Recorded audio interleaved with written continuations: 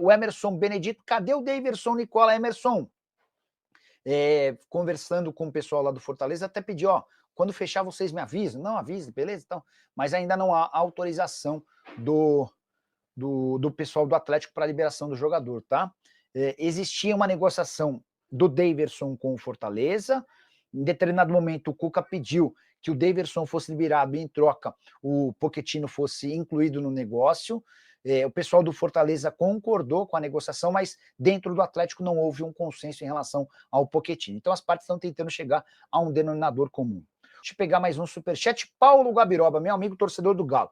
Boa noite, Nicola. Chegando agora, alguma novidade no Galão da Massa?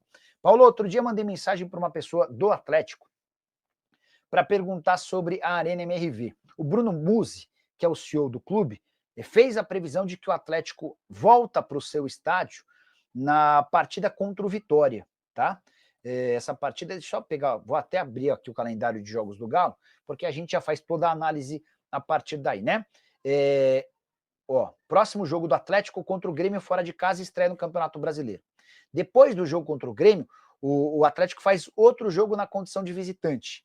Ele vai até o Peru para enfrentar o Cienciano. E aí, no dia 5 de abril, tem jogo contra o São Paulo, tá? 5 de abril. Essa é a data em que, se tudo correr bem, o Atlético pode voltar a seu estádio. 5 de abril equivale a uma semana antes do planejado, que seria o confronto contra o Vitória. E seria importante, se desse certo, porque aí o Atlético conseguiria jogar contra o São Paulo, contra o Deportes Iquique e também contra o Vitória. Em sequência, seriam 3 partidas em casa no novo gramado. Cheguei a ver imagens do plantio lá, do plantio, não sei se dá para chamar de plantio, né? Mas do trabalho que está sendo feito por conta do gramado sintético, ainda está tudo cinza. Mas já disseram que toda a preparação do terreno já foi feita. O gramado da Arena MRV vai ficar 70 centímetros mais alto, os bancos de reserva já estão sendo colocados e agora a parte final do tapete também será colocada, tá? O Atlético aproveitou essa pausa de jogos no estádio para fazer outras pequenas e importantes alterações, entre elas em relação à acústica. Havia muita reclamação da acústica péssima da Arena MRV. Vamos ver como é que vai funcionar a partir de agora. Outro ponto que estava sendo trabalhado em relação às cadeiras. A Galocura o espaço da Galocura já não tem cadeiras. E em cima desse espaço, para outras organizadas também serão retiradas as cadeiras. Beleza? Atlético que treina nesta quinta-feira, o penúltimo treinamento antes da estreia na Série A do Campeonato Brasileiro contra o Grêmio. E o técnico Cuca terá reforços importantes. A volta dos jogadores que foram cedidos às seleções para a disputa dos jogos das eliminatórias para a Copa do Mundo. O lateral Guilherme Arana, que serviu à seleção brasileira, também o zagueiro Júnior Alonso, que atuou pelo Paraguai, e o meio-campista Alan Franco.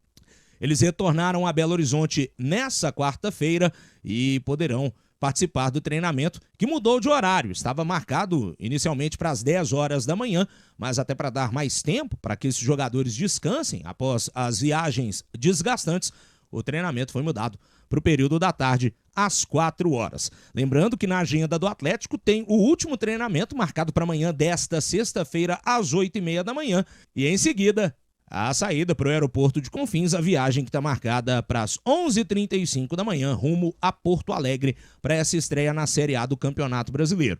O calendário do Atlético que começa a apertar, mesmo no início de competição de Série A do Brasileirão, o Galo que já terá deslocamento também para fora do Brasil, até porque tem estreia programada pela Copa Sul-Americana. O Galo que fará a sua estreia diante da equipe do Cienciano do Peru.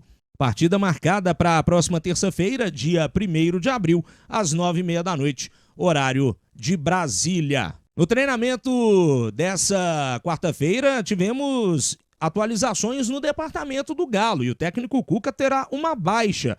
Trata-se do atacante colombiano, o Brian Palacios, que sofreu uma lesão no músculo posterior da coxa esquerda, já está em tratamento na fisioterapia.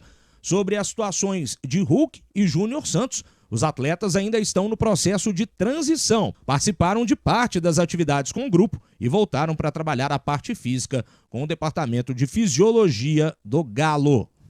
Falando também das divisões de base do Atlético, porque nessa quarta-feira tivemos a terceira partida do Galo no Campeonato Brasileiro Sub-20. E a equipe comandada pelo Guilherme Dalladea ainda não conseguiu vencer na competição. Estava vencendo a partida por 2-1 para cima do Grêmio, de virada, jogo realizado em Eldorado do Sul, mas aos 41 minutos do segundo tempo sofreu gol de empate. Pedro Gabriel, um chute de fora da área, um belo gol da equipe gremista empatando o jogo. Com o empate, o Atlético chegou a 2 pontos no torneio, 2 dos 9 disputados na competição, e caiu para o 15º lugar. O próximo compromisso do Galinho está marcado para 4 de abril contra o Bahia e será disputado na Arena do Jacaré, em Sete Lagoas. Ô Cirilo, tem um outro detalhe, né, interessante, a entrevista que o Rubens Menin concedeu ao GaloCast, aquele videocast oficial da Galo TV, o investidor da SAF do Galo, que abordou diversos assuntos, falou sobre categoria de base, falou sobre a importância do SIGA, e a gente traz 2 trechos aqui na turma do bate-bola. Vamos começar ouvindo o Menin falando sobre a SAF do Atlético, essa operação da SAF do Galo, e da possibilidade de novos investimentos no futebol do clube. O sonho meu é um dia que a gente possa abrir capital na bolsa, porque o esporte vai estar de muito dinheiro. Tá muito caro, né? Muito caro. Então é o seguinte, quem não se preparar para ter muito dinheiro, não vai ser competitivo. E eu vejo o seguinte, que o Atlético deu um passo importante com a SAF, mas novos investimentos serão necessários. Então, na hora certa, do jeito certo. Então, tomara que a gente tenha a capacidade de fazer isso, mas eu acho que vão precisar de novos investimentos, sim. Nós e todos os outros times.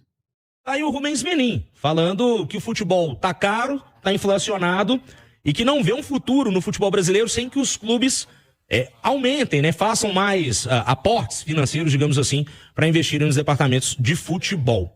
Pô, Léo, realmente tá muito caro, né? Muito caro fazer futebol. Qualquer jogador que meteu 3 gols na carreira tá custando 10 conto, Edu.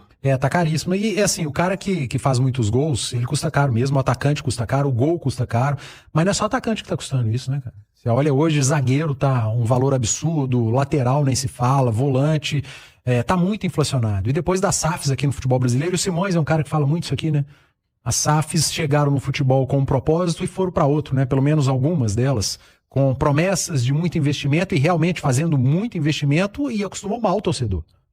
Pô, se você numa temporada investe 200 milhões, na outra investe 20, você tá errado, não pode, você tem que investir todas as temporadas 200. E esquecem que os clubes só viraram SAF porque estavam com as calças na mão, endividados, e estão endividados ainda. As sociedades anônimas do futebol, elas precisam quitar uma dívida milionária de vários clubes e estão pagando por mês, muitas delas. A SAF não extinguiu as dívidas, não é que a dívida sumiu, né? Não, em algum momento você vai ter que pagar, ela absorveu as dívidas. As SAFs, elas compraram os clubes e as suas dívidas. Então, o dinheiro que é colocado nos clubes não é só para contratação, é para sanear, é para voltar a ter credibilidade no mercado. Fora isso, o valor absurdo que está um jogador, e o futebol brasileiro tem investido muito. A gente falava agora há pouco, né, da força que é o Campeonato Brasileiro, dos clubes brasileiros, a distância que está para os clubes argentinos, uruguaios, enfim, colombianos, a Libertadores e a Sul-Americana mostram isso com raríssimas exceções, e os clubes precisam ser criativos. E o Rubens fala aí de colocar clube na Bolsa, isso é uma novidade, né, na Bolsa de Valores, e eu não tenho a menor condição de ter uma opinião a respeito. Eu também não domino o assunto economia, mas espero que seja algo positivo. Mas vai ser um assunto que cada vez mais vai estar presente. Sim, sem dúvida. Nos debates, nas mesas de futebol, cara. Primeiro, por isso que você está dizendo, o mercado e a capacidade que o futebol brasileiro tem de arrecadação, e também pela maneira como o futebol brasileiro foi colocado, né? Exatamente. O que se transformou, só tinha como esse caminho para o futebol brasileiro seguir existindo. Você achou que aquele período na faculdade de jornalismo de economia você nunca mais ia usar? Vai ter que usar de novo. Cara. Falar também de uma outra parte da entrevista, o Rubens Menin, citando sobre as melhorias que têm sido feitas na Arena MRV, ele que projeta, né, esse equipamento para que seja utilizado também para dar receita ao Atlético de outras formas. E até por isso está sendo realizada a troca do gramado do natural para o sintético. É um tema polêmico, mas o Rubens Menin também falou sobre essa questão da Arena MRV, dos investimentos feitos na Casa do Galo. Mas sintético evoluiu muito, né? Muito, muito, muito. E ainda existe um preconceitozinho, mas é bobo. Porque eles acham que machuca. Esse gramado sintético de última geração agora, poxa, é um futebol de outro nível. Não tem buraco, não tem, infelizmente, mas às vezes dependendo um pouco do clima, ele não depende do clima, né? E vai nos permitir fazer shows na arena, que é importante. A arena foi feita para ser uma arena multiuso. Usar, não deixar de ter jogo. Nós vamos ter muita brecha. Sei lá quantos jogos por ano? 38, né? Por ano? No mínimo, né? Então, precisa de um buraco ali para fazer show, fazer alguma coisa e tal, né? Usar a data FIFA, né? Quando não tem data FIFA, por exemplo, data FIFA, né? Tem muita coisa para você fazer. Algumas imagens, né? Ontem tivemos a apresentação do Vitor Hugo lá na Arena MRV e o nosso Henrique André do Digital gravou algumas imagens aí do campo, né? Essa troca do gramado sintético, o pessoal que tá acompanhando na live, para quem tá no radinho, as imagens mostrando ainda, né? A fase ali de preparação do solo para que seja aplicada a grama sintética, ainda muita brita ali na área do campo de jogo. Vai ter mudança também na estrutura dos bancos de reservas, vai ter que ter um recuo, uma elevação do gramado um pouquinho mais alto, né? Para poder colocar o tapete do gramado sintético, digamos assim. E tem imagens também da reforma da parte do tratamento acústico lá no telhado da Arena MRV. O pessoal que está na live podendo acompanhar aí os operários colocando essa manta, esse revestimento acústico para que melhore a acústica da Arena MRV, Cirilo. E para finalizar, vamos falar de categoria de base, porque também foi outro ponto abordado pelo Rubens Menin. E hoje o Galo entrou em campo no Brasileiro Sub-20 e a equipe comandada pelo Guilherme Dalladea não conseguiu a primeira vitória no Brasileirão Sub-20 ainda. Estava vencendo o Grêmio de virada por 2-1, mas acabou tomando o gol de empate aos 41 do segundo tempo. Com o resultado, o Galinho caiu para 15º colocado do Brasileirão Sub-20. Seria... Isso aí, torcedor atleticano, deixa o like no vídeo, se inscreve no canal, ativa o sininho de notificações, compartilha o vídeo com mais amigos atleticanos para sempre receberem as principais notícias do nosso querido Galão da Massa. Um forte abraço a todos e à tarde voltaremos com mais informações do Clube Atlético Mineiro.